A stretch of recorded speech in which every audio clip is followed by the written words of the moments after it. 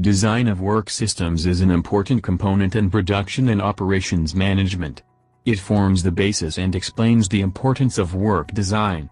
It is used to describe the two basic approaches to job design. The first approach focuses on efficiency through job specialization and the other focuses behavioral approaches to job design. Design of also entails method analysis, which in turn centers on how jobs are performed.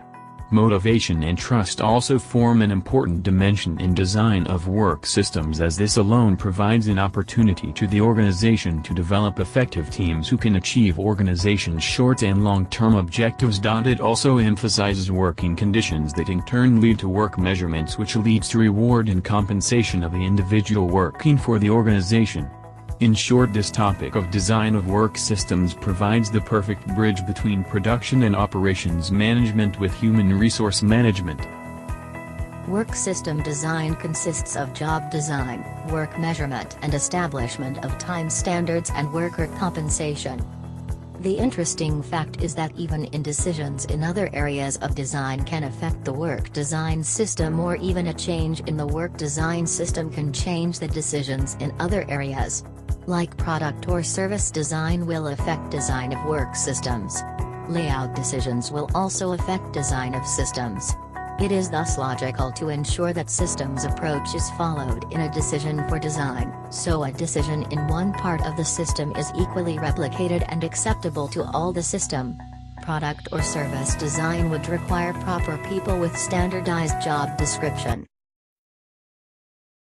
Job designers are concerned with what will be done, who will do the job, how the job will be done, where the job will be done.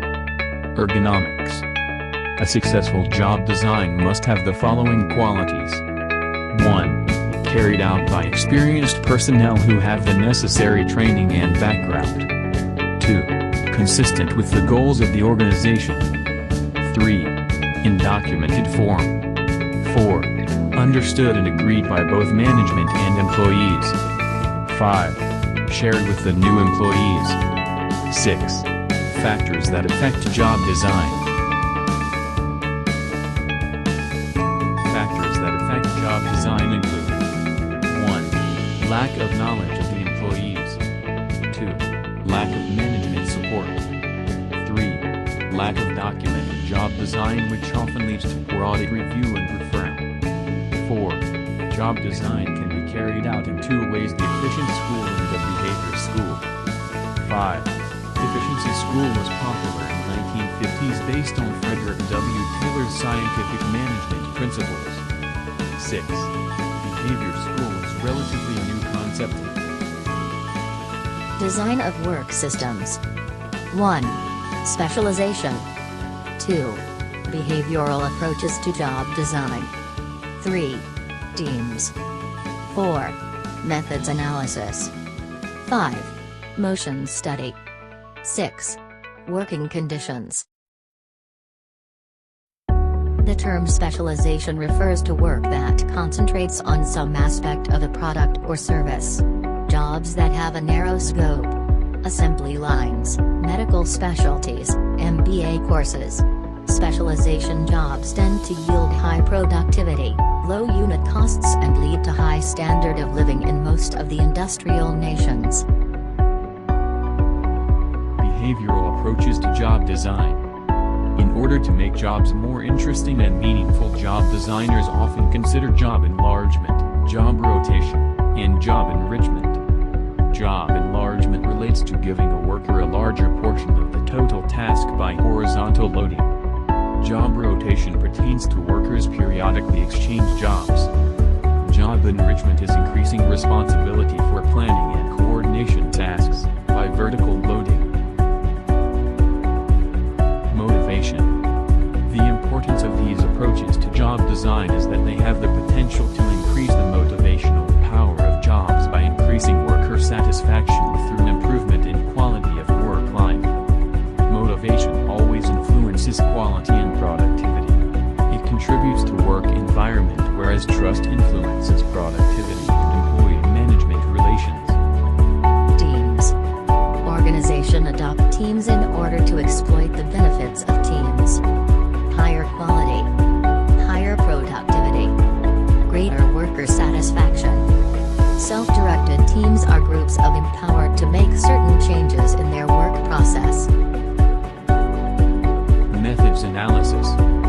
deals with analyzing how a job gets done, begins with overall analysis and then moves to specific details like changes in tools and equipment, changes in product design or new products, changes in materials or procedures and other factors, for example accidents, quality problem. Methods analysis procedure is simple and effective and does the following: identifies the operation to be studied, gets employee input, studies and documents the current method, analyzes the job, proposes new methods, installs new methods, follow-ups to ensure improvements have been achieved, selecting an operations to study. Sometimes a supervisor or a foreman may request an operations or part of the operations to be studied. This would be with the intent to increase productivity and reduce costs. The guidelines for studying a job would include a high labor content, repeated frequently, unsafe, tiring, unpleasant, noisy and environmentally poor, quality problems, scheduling bottlenecks, etc.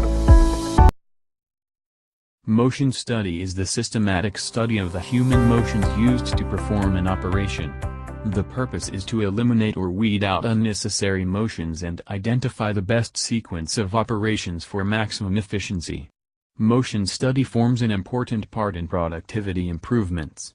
It is based on Frank Gilbreth's bricklaying trade in the early 20th century, through the use of time motion study techniques. Motion study techniques often incorporate the following four types. 1. Motion study principles, guidelines for designing motion-efficient work procedures. 2. Analysis of Therbligs, basic elemental motions into which a job can be broken down. 3. Micro-motion study, use of motion pictures and slow motion to study motions that otherwise would be too rapid to analyze. 4. Charts. Motion study principles. Gilbreth's work laid the foundation for motion study principles, which are guidelines for designing motion-efficient work procedures.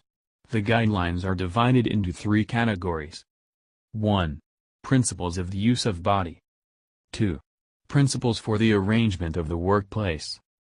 3. Principles for the designs of tools and equipment. Developing work methods. An operations manager along with an analyst aims for motion efficiency by achieving the following. 1. Elimination of unnecessary motions. 2. Combination of various activities.